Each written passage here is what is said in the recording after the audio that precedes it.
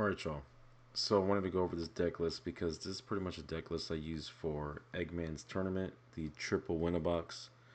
And I was like, man, I'm gonna just go ahead and use my aggro Janemba, see where I can land, see if I need to make any changes, go from that point. Of course, it's early in the meta, early in the meta, early in, I mean, pretty much early in the meta. So many decks are viable. Um, Honestly, there was a whole circle of different decks that were played in this event, and pretty much um, it was fun. I'm not gonna lie, um, except one of my games where I literally clicked the wrong button. Um, but sometimes that happens because in this deck you kind of go a little fast, kind of turbo on out a bit, and we'll go over a deck list.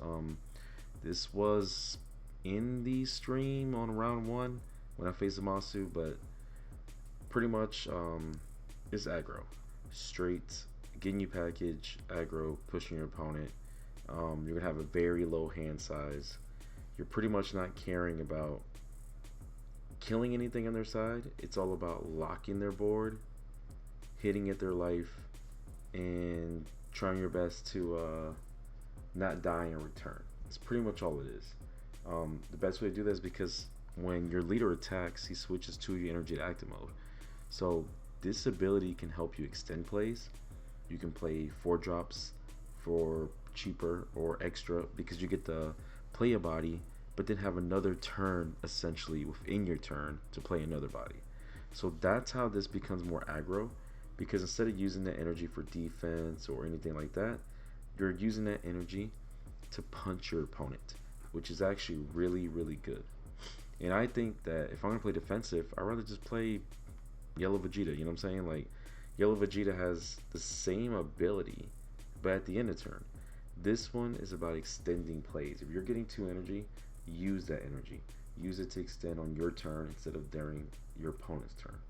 So, the best way to explain it, you're gonna have your cantrip for the sorbet. You need for the sorbet because you need to freeze his army. You're gonna run Frieza's armies, so you're gonna have, of course, the new Jace because this Jace is really, really good. I think it happened in round one where I dropped a Rikum into a Jace because you took 2 life. I awakened in a matter of 2 turns almost, and it's insanity. So pretty much, he's their yellow's critical guy, just like the blue Vegeta, red Caulifla. Now you have Jace in yellow. Of course, the Rikum, because Rikum lets you play 2 bodies. You can take a life, you can awaken, you can drop a Ginyu to untap 2 energy, you can play the Jace to probably awaken on that same turn, drawing 2. You get to do a lot. So you're gonna have a Rikum, and of course you're gonna have the Ginyu, because why can't you? Why won't you? Ginyu is another thing that helps you extend plays, because this battle card alone helped you untap 2 energy. So you can literally shit out a whole board of a bunch of attackers in a few turns. And then your opponent becomes overwhelmed because they don't know what to do, and then they start getting rid of these bodies. And there's times where you protect them. Frieza armies, you have 3 of this Frieza 2-drop. I want to run it at 4 sometimes, but it's hard to fit the deck space. It's funny because this deck is literally at 51 cards. I don't like running more than 50 cards, but I felt like I needed the SCR in here for situations. So 3 of this Frieza. There's times where you want to just push at your opponent, rest one of their little weenies, and swing at the 1-drops or so, and with your leader. So this helps you get rid of their combo power, still put pressure on them, and then awaken at the same time. This card is a lot. And in the 1-drop, rest anything. There is blockers back in this meta. In some decks, they have blockers like the Tamagami, whatever his name is. So you have this card that can rest bodies, rest P-Loss, rest anything you think is going to be a threat. And then he's a Freeze army. So, I mean, you get to do a whole lot of utility with him. After those cards, you have 2 of the Zengaya. I don't know how to pronounce her name. But pretty much, she lets you dig into the deck deeper. I used to run her 3, but I felt like I needed the SCR she's good when it came in handy. I mean, I won with her in round one because I kept on drawing. And there's times where you have boards that have this girl, critical Jace, two drop Frieza, and your opponents decide which one of those cards I don't want on the board. And I'm not gonna lie to you, I know nobody wants to get hit with crits, but honestly, this card is draw power. She lets you dig in the deck even deeper, and then you're sitting there like, okay, you don't want to kill her. She's gonna dig in there, find more pieces I need to help me extend and kill you pretty much. So I do like her at 2 right now. She's situational. It's not like I have to have her, but she's at 2, maybe back to 3. It's gonna make small changes here and there. Your other attackers from that range is your 3-drop Janemba. Um, Honestly, got to be 4 of. I had him at 3 at one point. Has to be 4 of because I feel like you want to tap things down on your opponent's side. You have blockers, like I said before. You can untap an energy so you can use it for other stuff. You can take a life. He does a lot for 3 energy. So 25k attacker, really nice, does a lot of work. Really good thing. I wouldn't say 100% he's a staple in yellow yet, but he's really good in this deck, 100%. Now we get into the 4 drops. 4-drop SCR as a 1 of. I didn't want to see this too much. Just wanted to see here and there. I do know in some matches is really good because in some matches you can literally just drop this guy and say, hey, you gotta answer it. You gotta do something because he has barrier. So I wouldn't say leave him up because you can't remove him, but swing with it. That's a 30k beater. And then if they don't remove him, I can start removing little guys off their board or 5-drop anythings. Yellow Vegeta, they run the 5-drop Vegeta. A blue, they run the Vegito. Double strikers, anything that you think that can kill you, you can remove it, or anything smaller. Green has the Nameku 3-drop that does dual attacker, so you can literally just try to kill their board little by little with the energy and keep this guy swinging for 30, which is really good. Now I do say I hate that it says when attacking, because sometimes I don't even want to do that. I'd rather just as activate main or something. But 1 of is fine in this deck. If you draw it, amazing here and there. Sometimes it's situational. That's why I don't even want to see it as much often.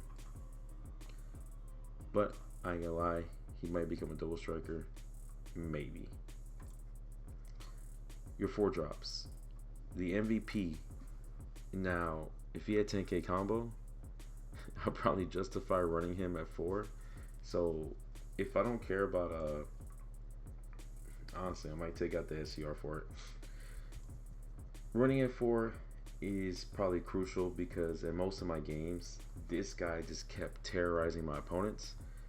Coming out, swinging 225s, just being a dual attacker of his own self is strong, but forcing your opponents to combo away at 10k or being able to force 25ks at 25k leaders is really good. And not only that, killing a 3-drop or less. So if you're going against Nameku, this kills her dual attacker. Literally outright, and then you get 2 swings at them. So sometimes in this deck you're getting like 4 or 5 swings a turn, so your opponent has to combat all that aggression, and this card helps you do that, helps you remove a little bit of their board, and you just keep trading punches. That's how I feel like this deck is doing, just trading punches. Who can trade punches better, and who can trade who can kill who faster, to be honest. But this is the MVP of the deck. I think it's really strong. I'm got to fit a 4th. I'm just trying to figure out the deck space and go from that point. The other 4-drop is, of course, Son Goku. He locks down anything. So, as I stated before, he's a 10k combo, which is nice. But also, he locks down people's boards. You're not trying to kill their board. You're trying to lock them down. So, a lot of times, your opponent might have 5, 6 battle cards, and you're trying to win. You want those cards on the field because you want their hand to dwindle. So locking down everybody that they have and keeping them rested is what you want to do while you keep punching at their face. This card lets you do that if you have no choice. Drop this dude, and then the next thing you know, you just keep punching face with 25s. Getting to the big 5-drop, you have the Bio Broly. it's nice to have a Bio Broly 5 drop that literally says switch to energy active mode, draw a card. When you drop this guy, you're going into big turns. You're going 5 drop Broly, untap 2. You're going to swing for 35, most likely, right there. You're going to swing with your leader, untap 2. That's 4 energy. And then the combo, whatever, that's a swing. You're going to drop either Vegeta or the Goku 4 drop. And Vegeta 4 drop comes down, swing twice. You might already have a board, but that's already 4 swings, and actually pretty good sizable swings. That's what this deck is really capable of, and what you're trying to start to do. That's why, like, I think the SR might come out just for a 4th Vegeta, just because of this reason right here. But it's really, really good to have a Bio Broly come out, swing, do a bunch of work, because you replace him is what this deck really needs. Aggro really needs to draw something. In this deck, you're going to have a low hand size, but this battle card right here pretty much says, hey, let's extend, let's try to punch. It sucks that he's kind of a 35 instead of 40, but at the same time, he still does pressure that you want him to do. And then we get to extra cards, running Fierce Hyper Beam. I moved this up to 3, used to run it at 2, only because I felt like it's a card that replaces itself, which is great in aggro. Then any card in rest mode can be locked down. So a lot of times your opponent's going to have, like I said, they're going to have a board, and you're locking down their cards. You're like, hey, I don't need that card swinging at me next turn. Lock it down, put it there so I don't have to worry about it. And that's what you're doing a lot, is because you don't have defense. You want to save your bodies as much as possible. You can't save them with battle cards all the time. You need to lock them down. And lastly, the other card that's, I feel like Supernova is the next MVP in this deck. Supernova literally won me round 1, but at the same time, Supernova is amazing because you're literally saying, I'm going to push you with power because I don't have a lot of cards in my hand. They're all on the field. So I can push you for 40k swings plus. And then at the same time, I can lock down your 4 drops or less, because a lot of times that's what people are going to have in the field, is 4 drops or less. You sit there and lock their dual attacker, Goku, you lie down, their critical, something, anything. And you're like, hey, you're not restanding. You're going to sit there, I'm going to swing at your face while Supernova just keeps punching at you. I feel like this is a great card. And in this deck, I literally designed it just for that. So what you're doing is literally getting you package. Gain small advantages. Awaken. Once you're awakened, keep punching, keep punching, keep punching. And then occasionally you're going to have to save your bodies because you don't want your guys to die. And with this deck, like I said, I won our locals anniversary event with this deck. I just made a small change. And at the same time, I played an Eggman's tournament and I didn't do too well. I feel like there's a couple things I could have done differently, but Nameku, I feel like this deck can fight Nameku. Like, you're punching him, you just gotta hope he doesn't get to the can that he needs. Be really smart about it, but you can beat Nameku. You just gotta be smart. Zamasu, I beat round 1. I'm not sure if he had like a bad hand or something or what was going on, but I'm not too scared of 25k leaders, but they do give me a problem. I'm also a Jiren player. I just couldn't punch enough. I couldn't get through. He started having bodies. The Tamagami, man, just locked me down. People thought that was a bad card. That is a really good card, especially in Jiren that needs defense. Even if that card dies, you don't really care. You're using them as a blocker that doesn't die. You have to swing 2 attacks into it. That means if you want to worry about this blocker later, you have to literally just, oh, I gotta kill it. That's 2 attacks. If you don't kill it, he's gonna block next turn. It's actually a really strong blocker ability. So I kind of understand why they made him a 15k blocker, because they don't want him to just be an extra attacker at your opponent. So other than that, and then I had a really good match against Yellow Vegeta. I'm not gonna lie, like that was down the wire. That was Danny hype. So all I'm saying is test the deck, play it out, see how y'all feel. This is one of my main decks I play. I like playing a bunch of decks, but one of my pet decks. It's lots of fun. Either kill your opponent or they kill you. So let me know what you think, and I'm gone.